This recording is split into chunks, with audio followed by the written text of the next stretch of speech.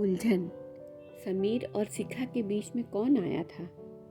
जैसे जैसे शिखा के जन्मदिन की पार्टी में जाने का समय नज़दीक आ रहा है, मेरे मन की बेचैनी बढ़ती ही जा रही है।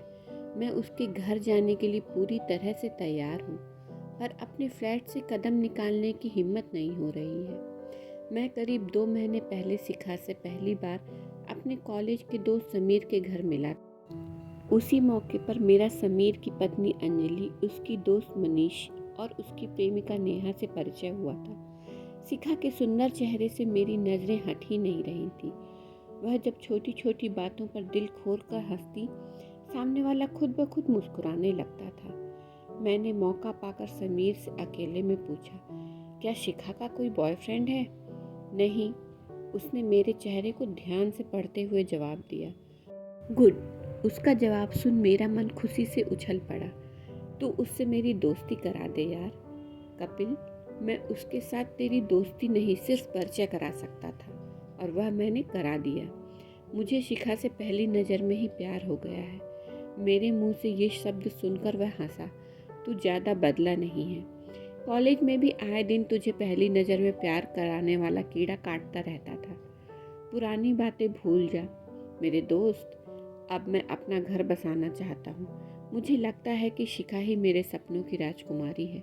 मैंने उसे विश्वास दिलाने की कोशिश की।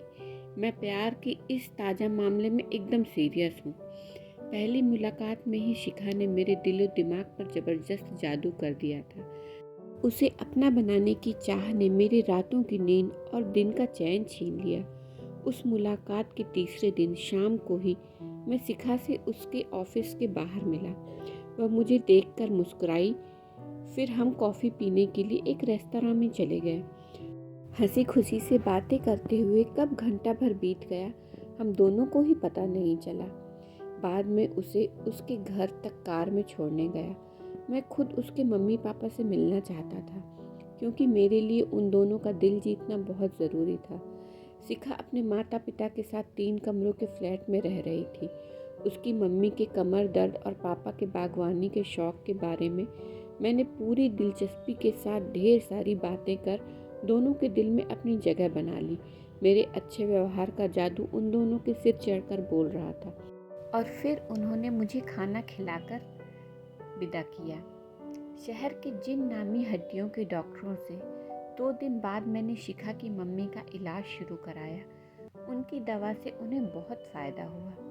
अगले संडे की शाम को मुझसे बागवानी पर एक पुस्तक की भेंट पा शिखा के पिता ने मुझे बड़े अपनेपन से छाती से लगाया तो मुझे अपनी मंजिल मिल जाने का विश्वास हो चला। मेरे आग्रह पर शिखा कुछ दिनों के बाद मेरे साथ बाहर घूमने चली आई। मैं उसका दिल जीतने का मौका नहीं चूका। जब मैंने अचानक उसे गुलाब के फूलों का गुलदस्ता भेंट किया तो वह खुशी से फूली नहीं समाई। धीरे धीरे हमारे बीच मिलना जुलना बढ़ता गया। उसे अपने साथ खूब खुश हो देखकर मेरा दिल कहता कि वह मुझसे शादी करने को जल्द राज़ी हो जाएगी। तुम्हारे जैसा सुंदर, सुशील, स्मार्ट और कमाऊ लड़का अभी तक बिना गर्लफ्रेंड के कैसे है? कुछ दिनों बाद मेरे साथ एक दिन पार्क में घूमते हुए शिखा ने अचानक यह सवाल पूछा तो मैं मन ही मन बहुत बेचैन हो उठा। मैंने अपने मन की उथल पुथल को काबू में रखकर सहज आवाज़ में जवाब दिया, शिखा, मेरी जान पहचान तो बहुत सारी लड़कियों से है, पर कभी कभी मुझे भी यह सोचकर बहुत हैरानी होती है कि मेरी ज़िंदगी में आज तक मेरे सपनों की राजकुमारी क्यों नहीं आई। सपनों की राजकुमारी या राजकुमार कम ही मिलते हैं कपिल। मुझे क्या मेरे सपनों की राजकुमारी मिलेगी? मैंने प्यार से उसकी आंखों में झांकते हुए पूछा। मुझे क्या पता, कह उसका शर्मा जाना मेरे मन को गुदगुदा गया। मैं अगले दिन ऑफिस बहुत खुश मूड में पहुंचा। मेरी सहयोगी ऋतु मेरे चैम्बर में आई और बोली, शनिवार और इतवार को कहाँ गायब रहे कपिल? तबीयत ठीक नहीं थी। उसकी नाराज़गी दूर करने के लिए मैंने उसके गाल पर छोटा सा चुंबन अंकित कर दिया। इस शनिवार को मेरे साथ रहोगे या मैं कोई और प्रोग्राम बना लूं? पक्का तुम्हारे साथ रहूँगा। उसके गाल पर शरारती अंदाज में चिटकोटी काट कर मैं अपने काम में लग गया। शिखा से मैंने पिछले दिन झूठ बोला था। अब तक बहुत सारी लड़कियां मेरी प्रेमिकाएं रह चुकी थीं, पर शिखा उन सब से बहुत बेहतर थी। अच्छी पत्नी बनने के सारे गुण उसमें मौजूद हैं। मैंने मन ही मन उससे शादी करने का पक्का फैसला कर लिया। शनिवार की रात मैं ऋतु के साथ डिनर किया और फिर रात को उसकी बाहों में उसके फ्लैट में गुजारी। सच्चाई यही है कि मुझे ऐसा करते हुए कैसी भी ग्लानि महसूस नहीं हुई, क्योंकि अभी तक मैंने शिखा से शादी का कोई वादा तो किया नहीं था। वैसे 2 हफ्ते बाद आए रविवार को शिखा के सामने शादी का प्रस्ताव रख मैंने इस कमी को भी पूरा कर दिया था। तुम्हारे बिना मुझे अपनी ज़िंदगी अधूरी सी लगने लगी है शिखा। तुम हमेशा के लिए मेरी हो जाओ, मेरे सपनों की राजकुमारी। मैंने उसकी आंखों में प्यार से झांकते हुए कहा तो उसके गोरे गाल गुलाबी उठे। जिंदगी की राहों में तुम्हारी हमसफ़र बनकर मुझे बहुत खुशी होगी कपिल। इन शब्दों में उसकी हाँ सुनकर मेरी खुशी का ठिकाना नहीं रहा। फिर हमारे बीच यह फैसला हुआ कि 3 दिन बाद शिखा के जन्मदिन के अवसर पर हम शादी करने के अपने फैसले से सब दोस्तों, रिश्तेदारों व परिवार के सदस्यों को अवगत कराकर सरप्राइज देंगे। अगली रात 9 बजे के करीब बिना सूचना दिए समीर, अंजलि, नेहा मुझसे मिलने मेरे फ्लैट पर आए। मेरी तरफ नीले कवर वाली एक फ़ाइल बढ़ाते हुए मनीष बहुत गंभीर लहजे में बोला, कपिल इस फाइल को पढ़ो। पढ़कर मुझे मालूम पड़ा कि वह शिखा की मेडिकल फाइल थी। उसने करीब 10 महीने पहले नींद की गोलियां खाकर आत्महत्या करने की कोशिश करी। इस फोटो में शिखा के साथ उसका प्रेमी राजीव खड़ा था। इसी के हाथों प्यार में धोखा खाकर शिखा ने आत्महत्या करने की कोशिश करी थी। अंजलि अपने पर्स से निकालकर एक पासपोर्ट साइज की फ़ोटो मेरे हाथ में पकड़ा दी। मनीष ने दांत पीसते हुए बताया, यह धोखेबाज इंसान एक तरफ तो शिखा से शादी करने का दम भरता था और दूसरी तरफ शिमला में अपनी पुरानी प्रेमिका के साथ होटल में गुलछर्रे उड़ा रहा था। यह खबर शिखा को अपनी जान पहचान की एक लड़की से मिली तो शिखा को इतना गहरा सदमा पहुंचा कि उसने आत्महत्या करने की कोशिश की। तुम मेरी इस टेढ़ी उंगली को देखो। मुझे राजीव एक बार किसी पार्टी में मिला था। मैंने गुस्से से पागल होकर उसके ऊपर इतने घूंसे बरसाए कि मेरी उंगली में फ्रैक्चर हो गया। नेहा ने रोक लिया, नहीं तो उस दिन मैं उसे जान से ही मार देता। समीर ने गुस्से से लाल हो रहे मनीष को शांत करने के बाद मुझसे कहा, शिखा के अंदर वैसा दूसरा सदमा झेलने की ताकत नहीं है कपिल।